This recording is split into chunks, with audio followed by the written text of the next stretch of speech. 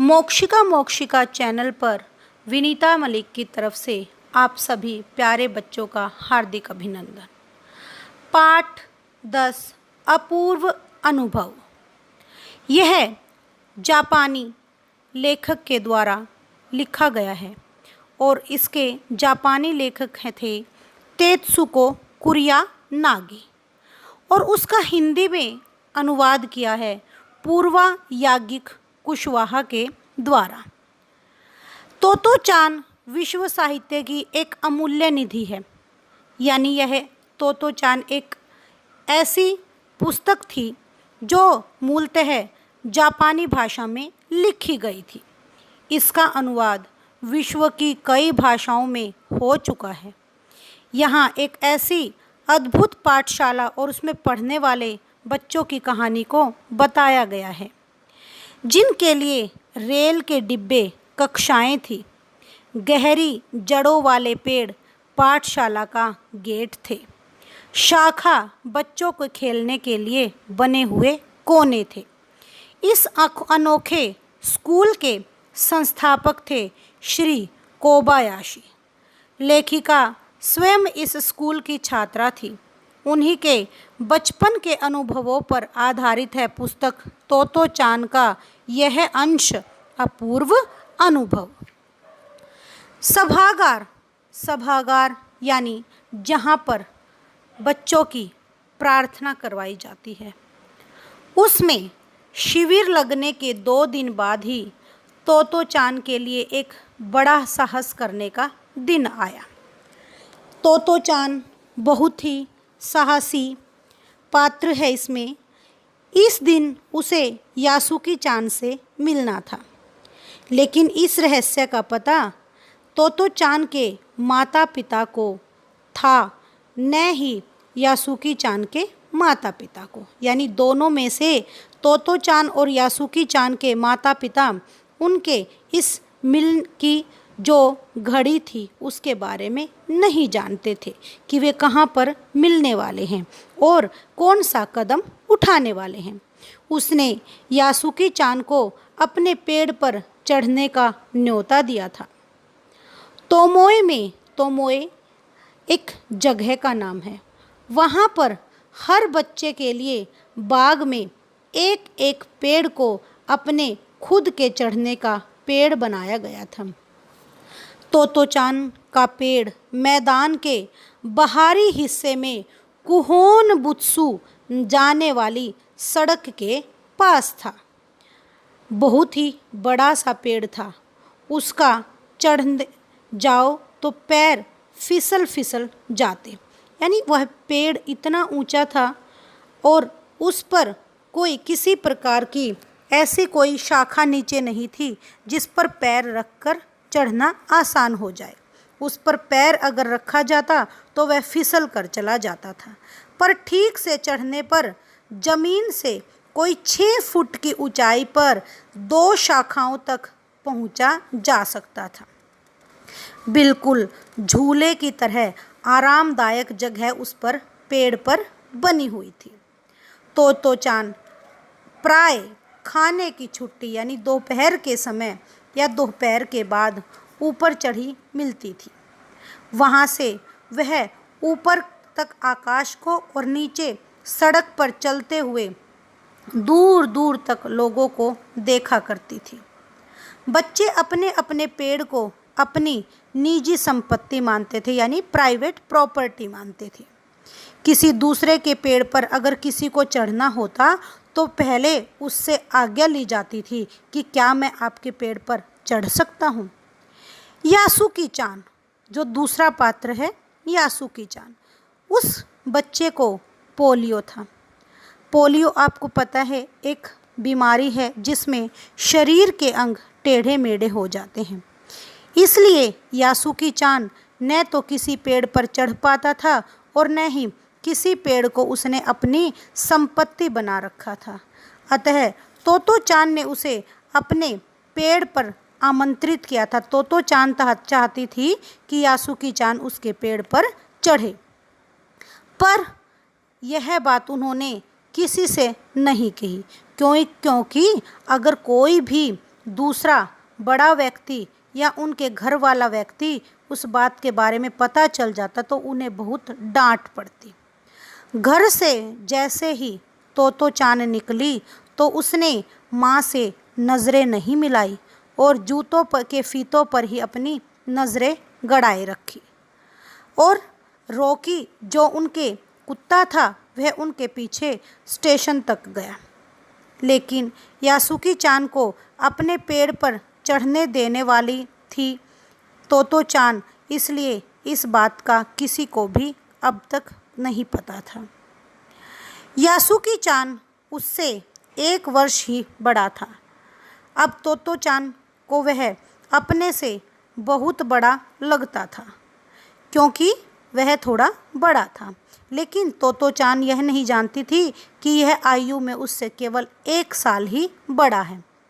जैसे ही यासुकी चान ने तोतो चान को देखा वह पैर घसीटता हुआ उसकी तरफ आगे बढ़ा, क्योंकि उसका एक पैर काम नहीं करता था, वह आराम आराम से चलता था।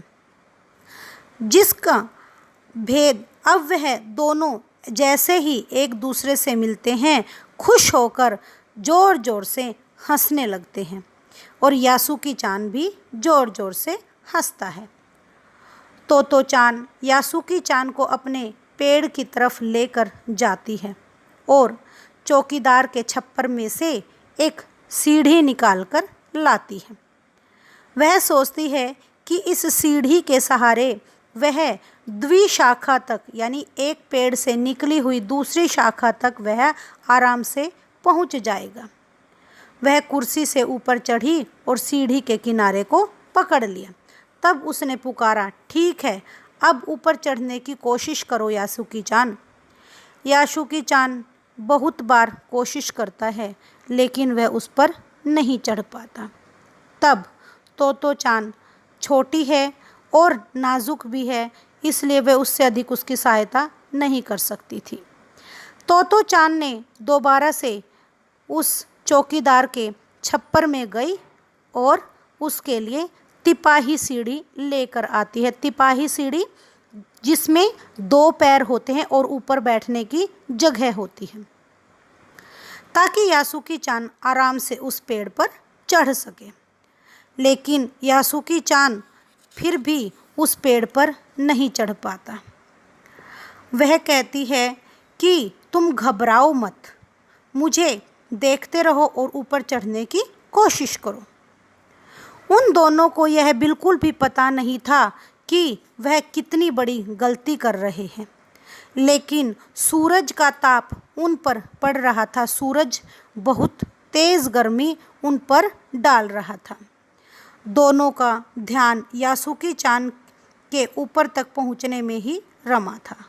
तोतो चान नीचे से उसका एक एक पैर सीढ़ी पर धरने में मदद कर रही थी। अपने सिर से वह उसके पिछले हिस्से को भी स्थिर करती जा रही थी। यासुकी चान पूरी शक्ति के साथ जूझ रहा था, संघर्ष कर रहा था कि आखिर वह ऊपर पहुंच ही गया। दोनों की मेहनत बेकार नहीं गई। तोतो चान तो सीढ़ी पर से छलांग लगाकर द्विशाखा पर पहुंच गई, पर यासुकी चान को सीढ़ी से पेड़ पर लाने की हर कोशिश बेकार जाती रही।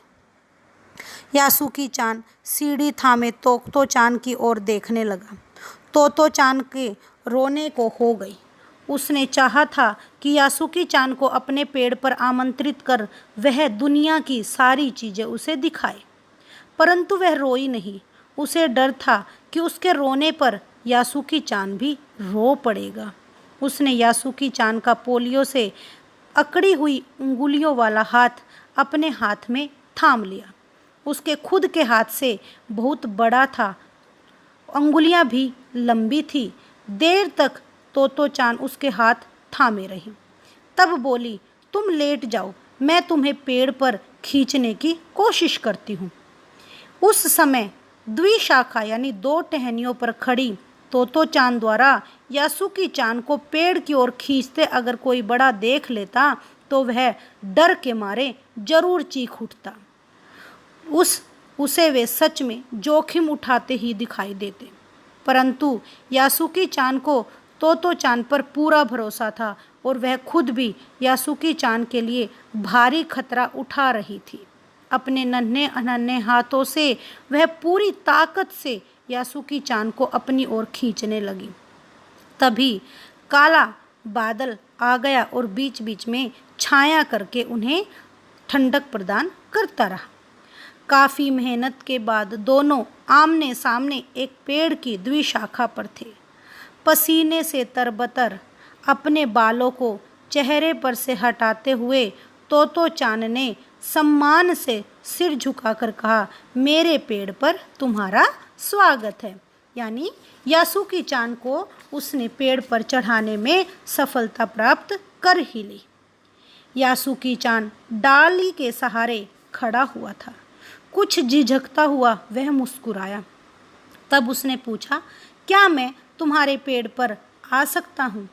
उस दिन यासुकी चान ने दुनिया की एक नई झलक देखी जिसे उसने पहले कभी नहीं देखा था, क्योंकि उसे पहली बार ही किसी पेड़ पर चढ़ाया गया था, वो भी तोतो चान की सहायता से।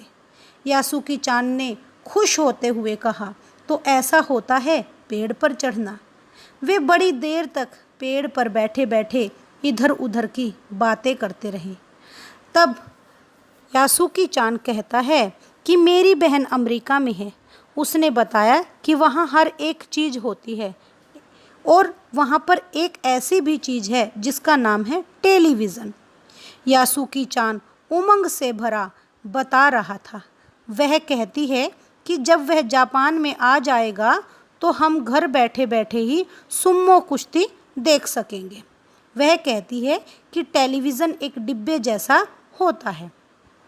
तोतो चान उस समय यह तो न समझ पाई कि यासुकी चान के लिए जो कहीं भी दूर तक चल नहीं सकता था, घर बैठे बैठे चीज़ों को देख लेने के क्या अर्थ होंगे। वह तो यह सोच रही कि सुमो पहलवान घर में रखे किसी डिब्बे में कैसे समा जाएगा। उसका आकार तो बहुत बड़ा होता है, पर उसे बड़ी लुभावनी बातें लग रही थी उसकी। उन दिनों टेलीविज़न के बारे में कोई नहीं जानता था। पहल यासुकी चान ने ही तोतो चान को टेलीविज़न के बारे में बताया और तोतो चान बहुत मज़े ले लेकर उसकी बातें सुन रही थी। उन्हें दोनों को ऐसा लग रहा था कि पेड़ मानो गीत गा रहे हों और वे दोनों बहुत खुश हो रहे थे। यासुकी चान के लिए पेड़ पर चढ़ने का यह पहला और अंतिम मौका था, क्योंकि यासुकी चान को पेड़ पर तोतो चान के द्वारा ही चढ़ाया गया था। अगर जरा सी भी चूक हो जाती तो वह अपना शरीर का कोई भी हिस्सा खराब करवा सकता था। तो इस कहानी से हमें यह शिक्षा मिलती है कि हमें कभी भी झूठ नहीं बोलना चाहिए। अपने माता पिता, अपने अभिभावक के समक्ष हमेशा सच बात बताकर ही कोई कार्य करना चाहिए, क्योंकि अनजाने में हमसे कोई भी गलती हो सकती है। तो इस पाठ में लेखक के द्वारा यह बताया गया है कि जाने अनजाने में बच्चे बहुत सी ऐसी गलतियां कर जाते हैं। अगर हमें कोई कार्य करना हो तो वह हमें बड़ों की दिशा निर्देश में ही करना चाहिए, यानी अपने किसी बुजुर्ग व्यक्ति को, अपने अभिभावक को साथ लेकर ही हमें किसी कार्य का अभ्यास करना चाहिए। धन्यवाद।